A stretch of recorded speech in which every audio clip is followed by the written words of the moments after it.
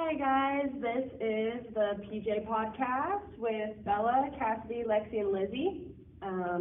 Today we're going to be talking about relationships in Shakespeare and kind of what we've learned through these last few months in class. So we all kind of did a topic that we researched about different kinds of relationships, specifically like things we pulled from the plays in Shakespeare. But my research topic was, can we define love? And I wanted to research this just because there were so many different kinds of relationships in Shakespeare and like what they defined as like they loved each other. And so it was just really interesting that all these different situations, but they all said it was the same thing, right? So yeah, I kind of looked into that, and we'll go more into like the sources and stuff like that when we ask each other questions. My research topic was how control and opinion of others can lead to downfalls in social relationships.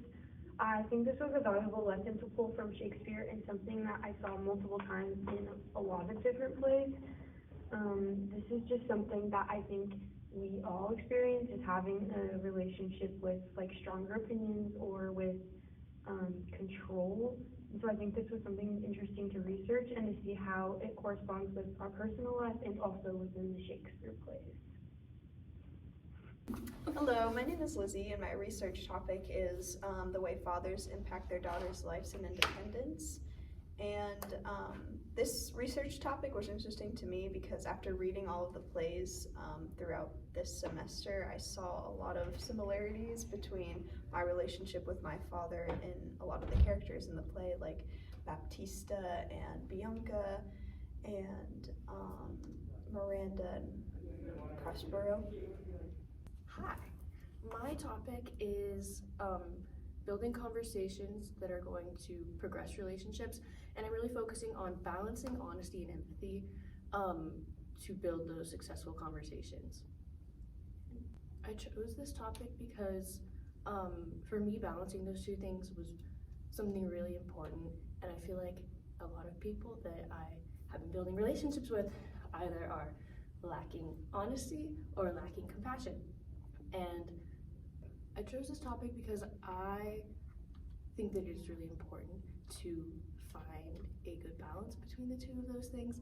And I remember specifically thinking like in high school, like, oh my God, like I am really good at being honest, but sometimes maybe I'm lacking a little bit of compassion. And I always used to think to myself, like, it doesn't matter what people think about you, but it does matter how you make people feel. And so that's something that I decided to research, and I feel like that can relate to Shakespeare in my life and a lot of people's lives. Right, so in the introductions we might have just talked about this, but was there any like specific relationship that you guys related to the most, or like raised some questions for you? Because I know for me that Miranda and Ferdinand in The Tempest specifically made me want to ask the question of, can we define love? Because it was so like situational of how they met, and like the fact that Miranda had never met any men before Ferdinand really raised the question of like, well, is that like really love? Like she has no experience outside of that one man. So I don't know. But one of my sources actually talked about this. It was Karen Steen's Meanings and Implication of Love, and she did it on a sub-Saharan like African culture and really tried to go into like a scholarly definition of it. But she lists off like the 4 main groups of love that she kind of experienced or like researched. And one of them is like contextual love, so it's influenced by culture, space, and time. And I just really like saw Ferdinand and Miranda in that because it was so like contextual, and like their culture and their settings like influenced it so much. I find that very interesting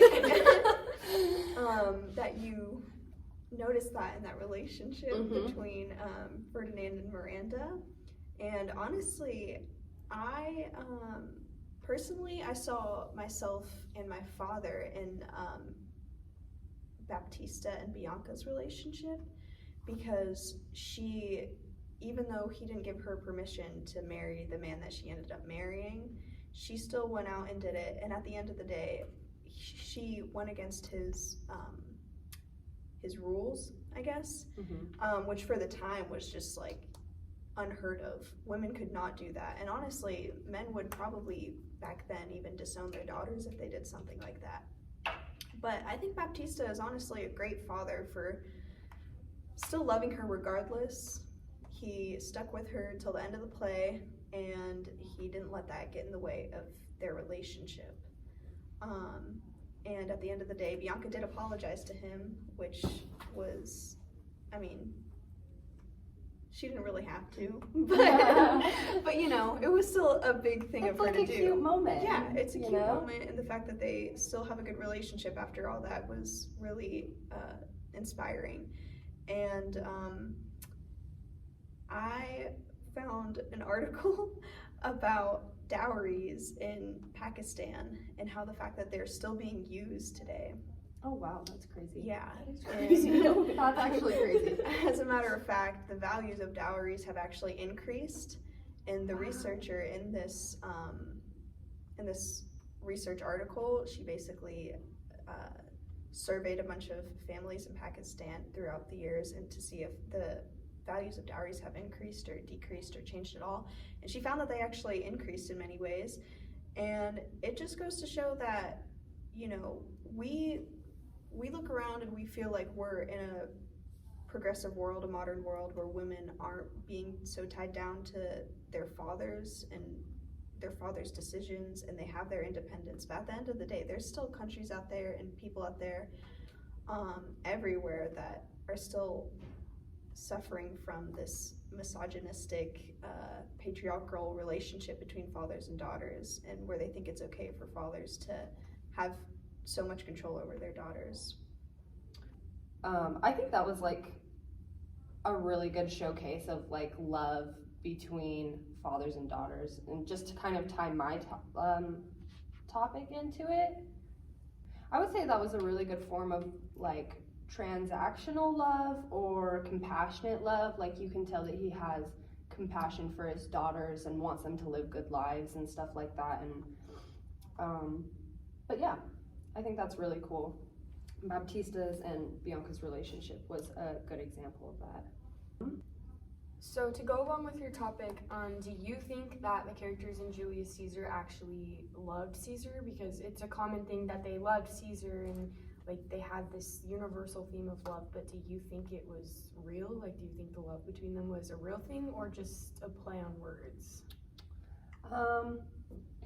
I kind of think that, again, from this first source that I read, she kind of talks about how love gets really intertwined with power and control and like these other emotions that kind of follow. I think I think they love to think that they love Caesar, but then like contextual love, like, or maybe I would see it more as like transactional love, because they think that they love Caesar and they think that they're receiving something back from Caesar by literally like ending his life. Even though I don't really agree with that. But yeah.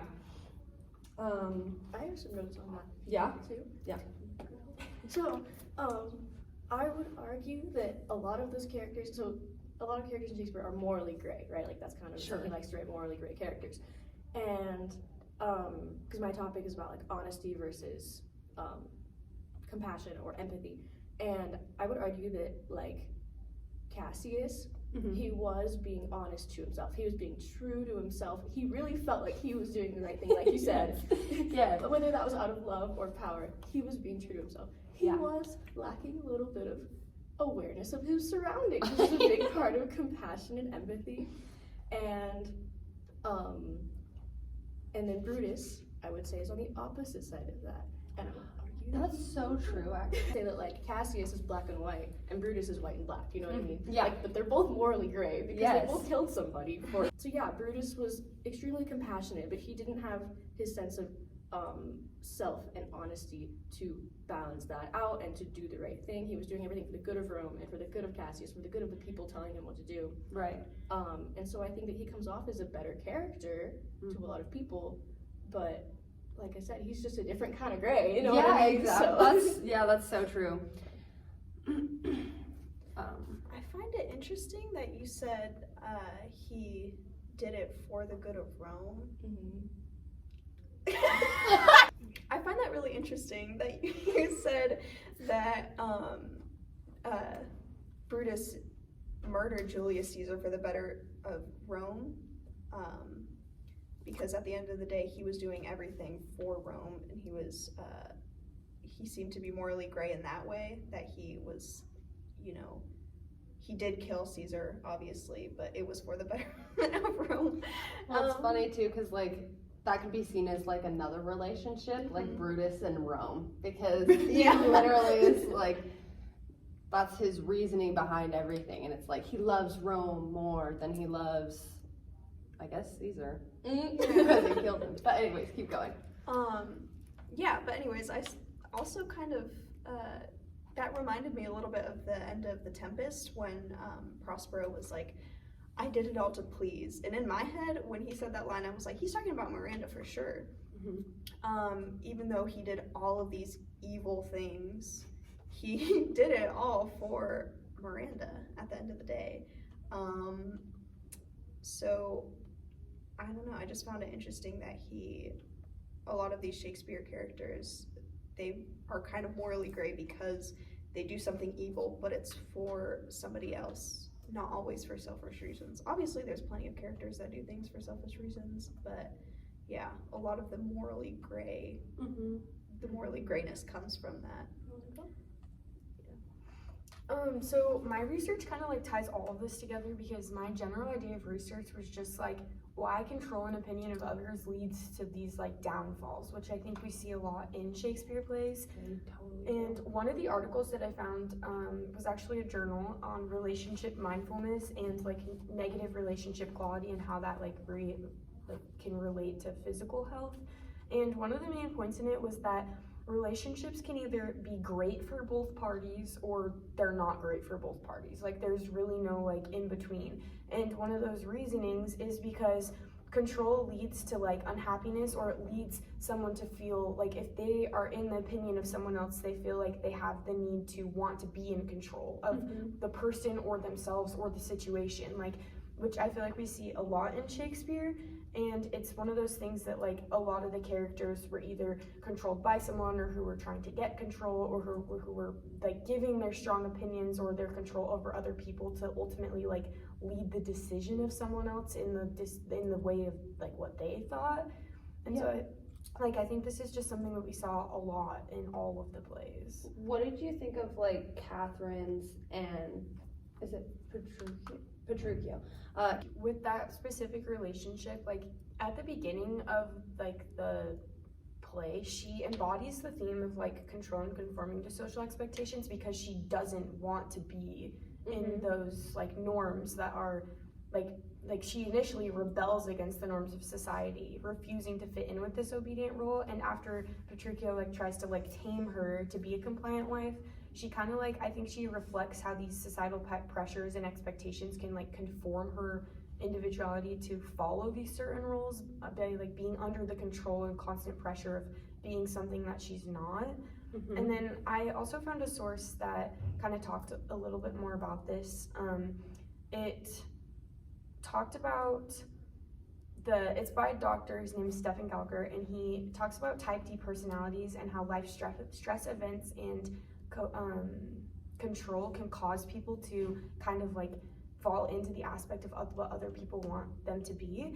And so it kind of talks about how like with an increased perception of negative social relationships, like these major life events and stress can be linked back to creating negative relationships, and having these controlling main effects in like people in your life controlling what you do and wanting you to conform to a certain way actually cause you to like have negative effects, and they become more common, which leads you to have a downfall of your social aspect.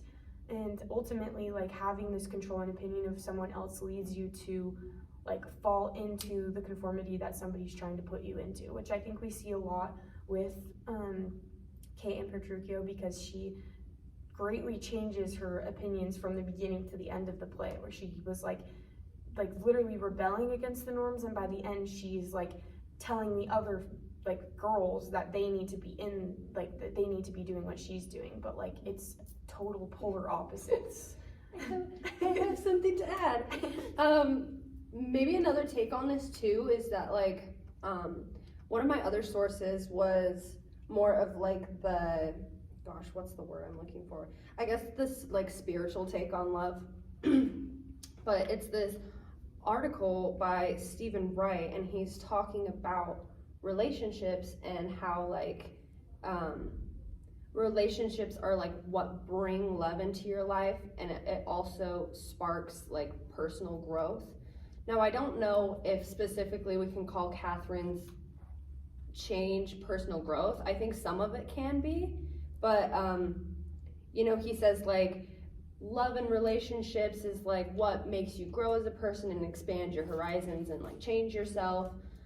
It raises the question of, did she change for like the better? Did she become a bigger person by the end, or was it just kind of all manipulation? So I was a big believer that Kate and Petruchio were in on a joke. I really liked. Oh yeah, you like that. I really liked that they were in on it together. I do think, however, that even if they were in on it, and even if that banter was banter and not them hating each other, that easily could have become a toxic relationship after it. Even if everything in the play was healthy and good and they're doing it, that sort of relationship that leans on banter, while it's really fun and that is a really good relationship, like when you're young and things, a lot of times it's not entirely sustainable.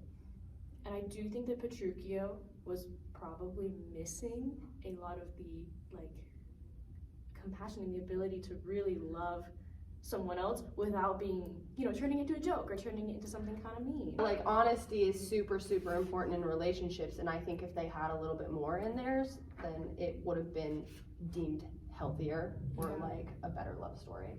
I think specifically for specifically for them, like I feel like they had honesty to themselves. I feel like they were both really true to themselves and sincere to their personal character. But like you said, maybe not so honest and open with each other, and that's a big part of it too. I think on the topic of Katharina growing a lot, I also feel like Petruchio grew a lot throughout it too, which might have influenced Katharina's growth and her ability to, you know, I don't know, submit to him, I guess, more easily. But the fact that like she didn't really start submitting to him until after he started feeding her. That's like true. Just saying. Like maybe they both influenced each other's growth.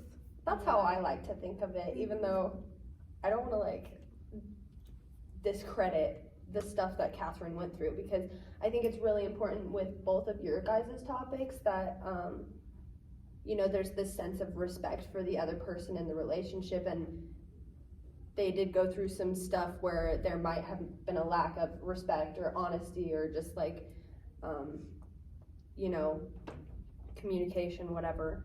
But well, I kind of have a point that like ties a lot of it together, and not necessarily like a negative or positive, but like from one of my research points, it was by Psychology Today, and it was about like how cognitive biases impact our relationships. And one point from it was that systematic patterns of thinking actually affect how we interact with others. And so I think whether that's a positive interaction or a negative interaction, these patterns of like communication and the way that they treat each other affects how they interact with each other, and also in turn like how they both grow from a situation.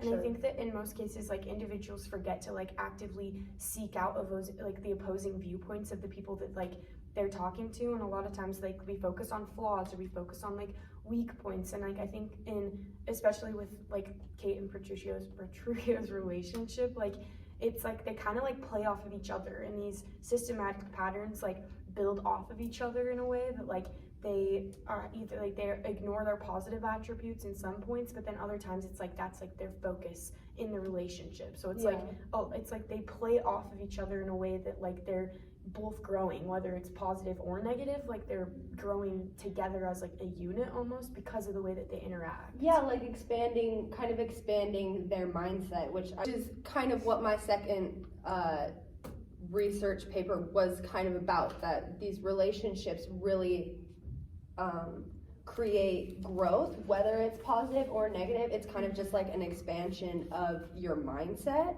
And I think it's really cool that we see so many versions of that in Shakespeare's plays. I was researching an article by